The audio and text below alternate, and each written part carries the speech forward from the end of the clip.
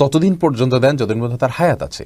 আপনি অবশ্য না খেয়ে মরা বলতে আপনি হয়তো মনে করতে পারেন যে কষ্ট করছে, না খেয়ে থাকছে। আল্লাহ সবার জন্য তো সমান হারে রিজিক বরাদ্দ রাখেন নাই। কাউকে হয়তো রিজিক কম দিচ্ছেন, কাউকে হয়তো রিজিক বেশি দিচ্ছেন, কাউকে আল্লাহ রাব্বুল আলামিন সুখে রাখছেন, কাউকে আল্লাহ তাআলা দুঃখে রাখছেন, কিন্তু রিজিক সে ভোগ করছে। সে যে শ্বাস প্রশ্বাস নিচ্ছে এটাও তো একটা রিজিক আল্লাহর পক্ষ থেকে। সে পৃথিবীতে বেঁচে থাকছে, সেটা একটা রিজিক। হ্যাঁ, আপনি বলতে পারেন যে তার উপার্জন কম, সেক্ষেত্রে আল্লাহ তাআলা দায়িত্ব নিলে উপার্জন কম কেন? আল্লাহর দায়িত্ব নেওয়া বলতে আল্লাহ রাব্বুল আলামিন প্রত্যেকটা লোককে তার হায়াত পর্যন্ত তাকে বাঁচিয়ে রাখবেন এবং যতটুকু রিজিক তার জন্য বরাদ্দ ততটুকু ভোগ করবেন। যাকে কম দিয়েছেন আল্লাহ তাআলা তাকে অন্য দিক দিয়ে পোষাবেন, যাকে বেশি দিয়েছেন সেটার পিছনে আল্লাহ তাআলা কোনো হিকমা রয়েছে। বিধায় মৌলিকভাবে আল্লাহ তাআলা প্রত্যেকটা মানুষকেই রিজিক দিচ্ছেন। রিজিক এই শব্দটির মিনিং অনেক ব্যাপক, সেটি আল্লাহ তাআলা সবাইকে দিচ্ছেন এবং দিয়ে যান।